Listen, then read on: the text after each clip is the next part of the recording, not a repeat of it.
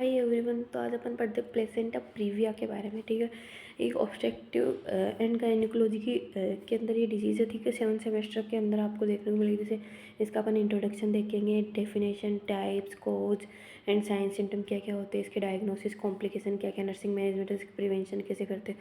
तो आज अपन इस डिजीज़ के बारे में पूरी डिटेल में अपन ईजी लैंग्वेज के अंदर अपन पढ़ते हैं। ठीक है, सबसे पहले अपन जैसे इसकी इंट्रोडक्शन की बात करते हैं कि क्या इसका इंट्रोडक्शन होता है। तो इसका इंट्रोडक्शन जैसे placenta previa is a important cause of antepartum hemorrhage. It can lead to severe maternal and fetal complications if not diagnosed and managed properly. Bleeding is usually painless and occur in the third trimester of pregnancy.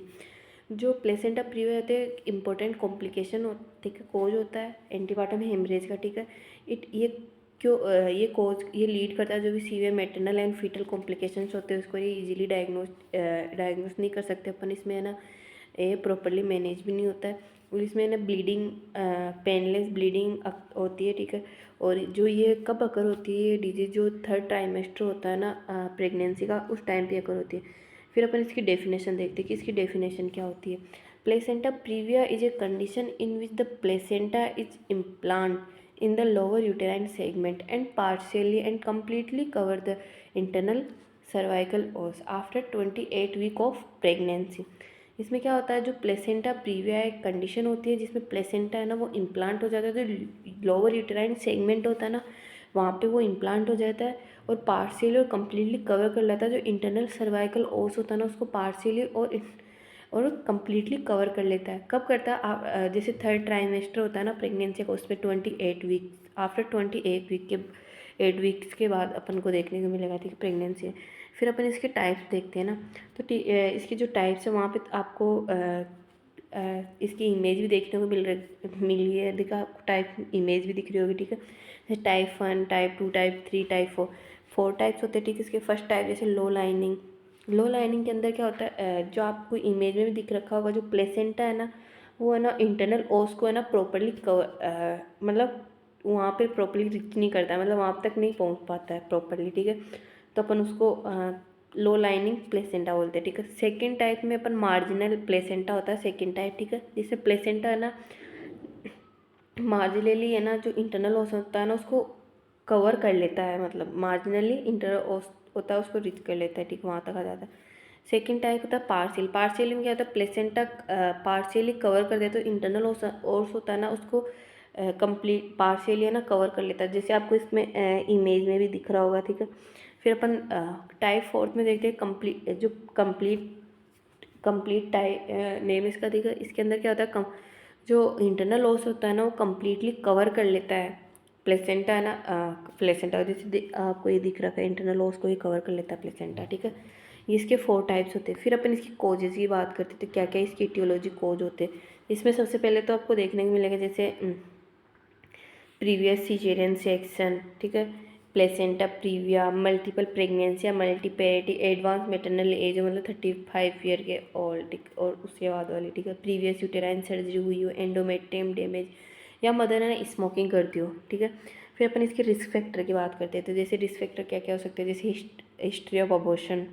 ठीक है, previous uterine curettage, large placenta, twins pregnancy, previous antepartum haemorrhage हुआ, assist reproductive techniques. ठीक है, जैसे IVF वगैरह का जो भी रिप्रोडक्टिव टेक्निक्स है वो। ठीक है, फिर इसके क्लिनिकल फीचर्स देखते हैं जिसमें अपन इसमें कार्डिनल साइन होते हैं और अदर साइन होते हैं। Cardinal sign sudden onset of painless bright red vaginal bleeding in the late pregnancy, मतलब painless sudden onset painless bleeding होगी वेजाइनल। ठीक है, ब्राइट रेड कलर की होगी जैसे लेट प्रेगनेंसी हो रही है उसको। तो अदर सिम्टम्स देखे रिकरेंट ब्लीडिंग एपिसोड्स आएंगे, soft and non tender uterus रहेगा। ठीक है, माल प्रेजेंटेशन रहेगी जैसे ब्रीच या ट्रांसफर लाई रहेगी, high pregnancy part, fetal heart sound usually present रहेगा। ठीक है, ये इसके क्लिनिकल फीचर होते हैं। फिर अपन इसके जो भी डायग्नोसिस इवेलुएशन है तो उसकी बात देखते हैं। दो तरह से अपन डायग्नोसिस इवेलुएशन करते हैं इसका। सबसे पहले जैसे क्लिनिकल असेसमेंट, फिर इन्वेस्टिगेशन। क्लिनिकल असेसमेंट में अपन जैसे उसकी डिटेल ऑब्स्ट्रक्टिव जो भी हिस्ट्री है वो लेते हैं, जनरल एग्जामिनेशन या फिजिकल एग्जामिनेशन करते हैं। एब्डोमेन एग्जामिनेशन करेंगे उसका, ठीक है। फिर इन्वेस्टिगेशन जैसे अल्ट्रासाउंड करेंगे, यूएसजीसी का complete blood count, blood grouping and जो क्रॉस मैचिंग ब्लड टेस्ट करेंगे, ठीक है। फिटल मॉनिटर करेंगे, ठीक है।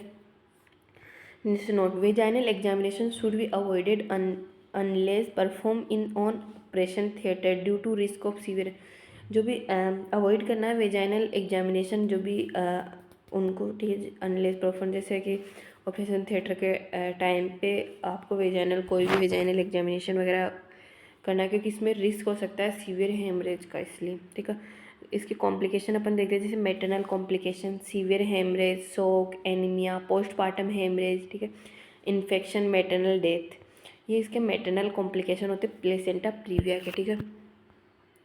फिर अपन फिटल कॉम्प्लिकेशन देखते हैं, जैसे प्रीमेच्योरिटी, फिटल डिस्ट्रेस, लो ब्रेथ वेट, माल प्रेजेंटेशन, प्रीनेटल मोर्टिलिटी, ये इसके कॉम्प्लिकेशन होते हैं फिटल कॉम्प्लिकेशन। फिर अपन नर्सिंग मैनेजमेंट की बात करते हैं, तो इसमें दो टाइप में नर्सिंग मैनेजमेंट दिया गया है, जैसे एक्सपेक्टेड मैनेजमेंट और एक्टिव मैनेजमेंट। एक्सपेक्टेड मैनेजमेंट में जैसे if needed is mild and pregnancy is preterm, जैसे उसको माइल्ड ब्लीडिंग हो रही हो, ठीक है, और उसकी जो प्रेगनेंसी है वो प्रीटर्म है, तो उसमें अपन क्या क्या मैनेजमेंट करें, जैसे hospitalisation, bed rest, monitor maternal vital signs वगैरह, fetal monitoring, blood transfusion if needed, अगर उसको ब्लड की नीड हुई तो अपन ब्लड ट्रांसफ्यूजन भी करेंगे, कोर्टिकोस्टेरॉइड देंगे फॉर फिटल लंग्स मेच्योरिटी के लिए, ठीक है। इफ़ सीवियर ब्लीडिंग और अगर सीवियर ब्लीडिंग या टर्म प्रेगनेंसी हो तो अपन एक्टिव मैनेजमेंट कर दीजिए, स्टेबलाइज करेंगे मदर को, IVF fluid and blood transfusion देंगे, emergency caesarean section and if indicate continuous maternal and fetal monitoring करते रहेंगे, ठीक है। फिर इसमें नर्सिंग मैनेजमेंट अपन क्या करेंगे, जैसे असेसमेंट में अपन सबसे पहले देखिए मॉनिटर करेंगे पल्स, BP, रेस्पायरेशन, असेस करेंगे amount of vaginal bleeding, monitor fetal heart rate, observe करेंगे साइन ऑफ शॉक, ठीक है, जो भी शॉक के जो साइन हैं उनको ऑब्जर्व करेंगे, ठीक है। नर्सिंग इंटरवेंशन जैसे मेंटेन करेंगे complete bed rest, keep emergency equipment, administer prescribed medications and maintain IV line, prepare blood for transfusion, provide करेंगे साइकोलॉजिकल सपोर्ट और record and intake and output chart भी रिकॉर्ड करेंगे, ठीक है। हेल्थ एजुकेशन में avoid करेंगे, उनको बोलेंगे आप हेवी वर्क होता है उसको अवॉइड करें और ट्रेवल वगैरह नहीं करें, ठीक है।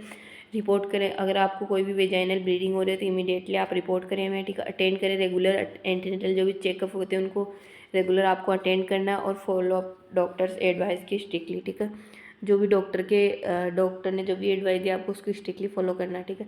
फिर इसके अपन प्रिवेंशन देख लेते कि क्या क्या क्या इसके प्रिवेंशन है, जैसे रेगुलर एंटीनेटल केयर, ठीक है, proper management of high risk pregnancy, early ultrasound screening, ठीक है।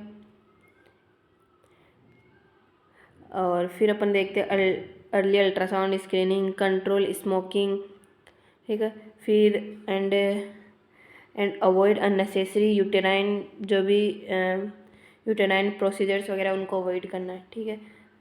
जी इसके अगर आपको इसके नोट्स भी चाहिए तो हमारे चैनल, ये जो टेलीग्राम चैनल है उसको आप ज्वाइन करें, उसमें आपको इसके जो प्रॉपर नोट्स वगैरह है वो भी आपको अवेलेबल हो जाएंगे, ठीक है। Thank you. अगर आगे भी आपको अगर कोई और डिजीज़ के बारे में समझ आता है आप हमें कमेंट करके बता सकते हो। Thank you.